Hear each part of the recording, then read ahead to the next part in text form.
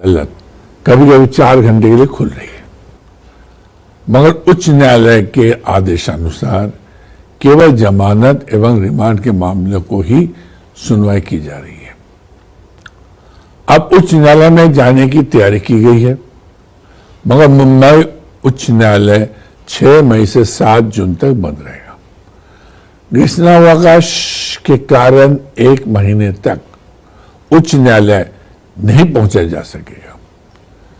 7 जून को जब उच्च न्यायालय खुलेगा तो मामला सुनवाई के लिए ले लिया जाएगा और शर्तिया 1 महीने में सुलझ जाएगा और उसके बाद 15 दिन के अंदर यह रकम हम तक पहुंच जानी चाहिए ही, बशर्ते कोरोना और खेल न खेले। एक मामला यह हुआ कि जो व्यक्ति भारत में बहुत अहम जिम्मेदारी में हमारे साथ जुड़ा हुआ है, खुद ही कोरोना की चपेट में आ गया। जब उसकी हालत बहुत गंभीर हो गई तो उसे करीब 25 दिन पूर्णतः काम से अलग होना पड़ा। हमारा सारा काम रुक गया। एक और केस में एक खास व्यक्ति को अंतिम जांच के लिए हम तक पहुंचना था, मगर उनकी मां करीब 20 दिन आईसीयू में रही कोरोना बीमारी के साथ और उसके बाद कुछ दिन आईसीयू से बाहर अस्पताल में रही और तब तक वो व्यक्ति कहीं निकला नहीं, हम तक पहुंचा नहीं।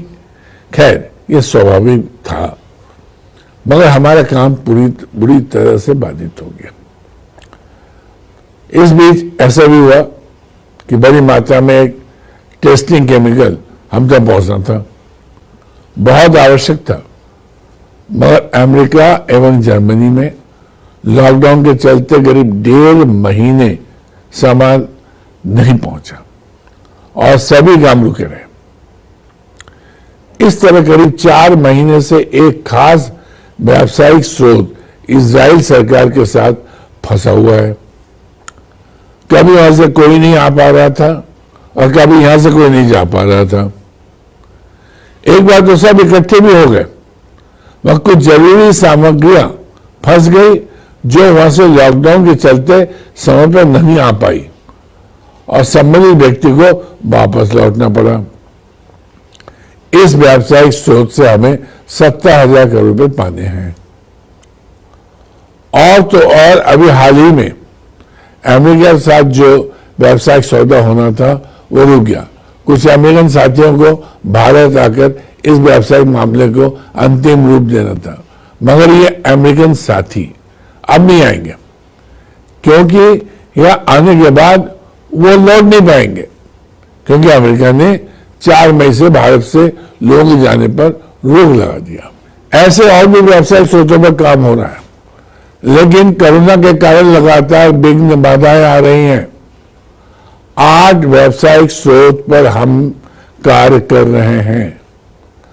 8 स्रोतों का संयुक्त टर्नओवर लाखों करोड़ रुपए में है। मैं आपको बताना चाहता हूं और आप मेरी बात को जरूर मान लीजिएगा कि ऐसी ही छोटी बड़ी 50 विघ्न बाधाओं ने हमें महीनों से परेशान कर रखा है। सब कुछ समय की बात है।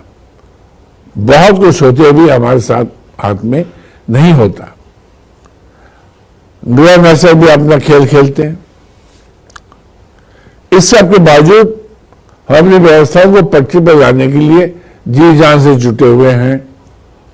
वर्तमान में सारी बाधा विघ्न एवं सारी परिस्थितियों को देखते हुए तथा व्यावसायिक कार्यों में प्रगति को देखते हुए मैं अपने पुराने अनुभव के आधार पर आश्वस्त होकर, निश्चिंत होकर कह रहा हूं कि स्थितियां सकारात्मक दिशा लेगी और ज्यादा से ज्यादा जुलाई, अगस्त, सितंबर के अंदर ही अधिक से अधिक विलंबित भुगतान ब्याज के साथ हो जाएंगे।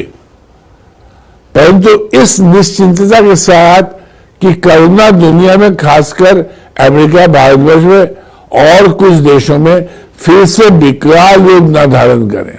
आप सभी की शुभकामनाएं एवं ऊपर वाले के आशीर्वाद रहा तो जुलाई, अगस्त, सितंबर के अंतर्गत 100% विलंबित भुगतान हो सकता है। आप मेरे इस विश्वास को हमेशा याद करेंगे कि हम विलंबित ब्याज सहित शीघ्र ही भुगतान करेंगे। आपने बहुत तकलीफ उठाई है और अभी वो तकलीफ में है। मार्च तक तकलीफ दूर हो जानी चाहिए थी, मगर नहीं हुई। मैं दोष किसी का नहीं है, मुख्यतः कोरोना की अप्रत्याशित परिस्थिति ने हमें परेशान कर रखा है। सारे भुगतान ब्याज के साथ हमें ही करने हैं। हम कटिबद्ध हैं और इस बात में कोई शक शुबा नहीं है।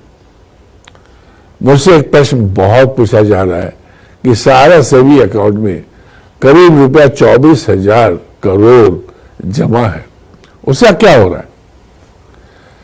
जबकि सेवी पिछले 8 वर्षों में केवल 107 करोड़ का ही भुगतान कर सका है। यहां यह भी कहना है कि सेबी के द्वारा 4 बार पूरे भारतवर्ष के 150 अखबारों में इश्तिहार देकर लोगों से अपने भुगतान की मांग करने हेतु आग्रह किया गया, जिसके सापेक्ष मात्र 107 करोड़ का ही भुगतान कर पाया। और माननीय सुप्रीम कोर्ट के निर्देश की अनदेखी कर सेबी द्वारा बिना सत्यापन कार्य पूरा किए, बिना अंतिम इश्तिहार दिनांक 26/3/2018 के द्वारा निवेशकों को यह अंतिम मौका दिया गया कि जो निवेशक अपना आवेदन दिनांक 2/7/18 तक सेबी को करेंगे, उन्हीं का भुगतान सेबी करेगा। आखिर ये भुगतान सारे के द्वारा पूर्व में ही किया जा चुका है ना, अतः ये डायरेक्ट पेमेंट का मामला है। माननीय सुप्रीम कोर्ट के आदेश के मुताबिक 24,000 करोड़ की ये रकम सहारा में ही वापस आनी है और हम ये मानते हैं कि कुछ शेष राशि और जमा करने की जरूरत नहीं है। कारण जब आवेदन प्रोसेस ही नहीं होंगे तो फिर पैसों की जरूरत नहीं हो सकती है। लेकिन ये दुर्भाग्यपूर्ण स्थिति है कि पिछले 14 महीने से हमें माननीय सुप्रीम कोर्ट में कोई तारीख ही नहीं मिली, जबकि हमारे काफी सारे एप्लीकेशन फंड डिमांड के साथ लंबित है। यहां भी तारीख न मिलने का मुख्य कारण कोरोना ही है। आप सभी को यह भी अवगत कराना है कि संस्था के पास देनदारी के सापेक्ष 3 गुना परिसंपत्तियां हैं और आमतौर पर यह भी सुनने में आता है कि लोग कहते हैं कि इतनी संपत्तियां हैं तो इन्हें बेचकर रुपया क्यों नहीं उठाया जा रहा है।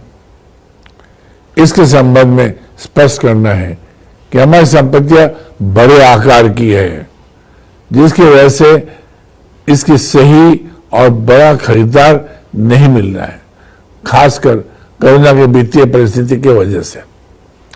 यदि मिल भी रहा है तो भुगतान को 2-3 साल में करने की शर्तों के साथ हमारी संपत्तियों को 1/4 1/3 दाम में खरीदना चाह रहा है। व्यावसायिक कुशलता तो यही कहती है कि जो हमारी संपत्तियां हैं उसे डेवलप करके टुकड़े टुकड़े में बेचा जाए तो उसमें अपनी प्रॉपर्टी का एप्रिशिएटेड वैल्यू मिलता है।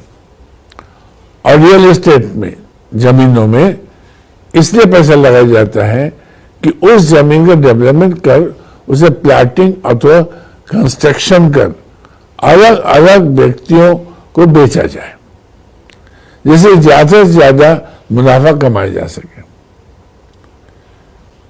जैसे एमी वैली में करीब 10,000 एकड़ जमीन है। यदि इसे हम डेवलप करते हुए घर बनाकर बेचा जाता है तो उससे जमीन के दाम के सापेक्ष सिर्फ मुनाफा ही 4 गुना से अधिक प्राप्त होगा। यहां यह भी बताना जरूरी है कि अगर इतने सस्ते में अपनी संपत्तियों को बेच देंगे तो निकट भविष्य में अपनी देनदारी और भुगतान पूरे तौर पर नहीं हो पाएंगे। साथ ही बेचने से कोई फायदा सामान्य निवेशकर्ताओं को नहीं होगा, क्योंकि माननीय सुप्रीम कोर्ट के द्वारा लगाए गए एम्बार्गो, जिसके तहत हमें इन संपत्तियों को बेचने से प्राप्त होने वाली संपूर्ण धनराशि को सारा सेबी अकाउंट में जमा करना होगा और इस प्रकार सम्मानित निवेशकर्ताओं को 1 रुपये तक का भुगतान नहीं हो पाएगा।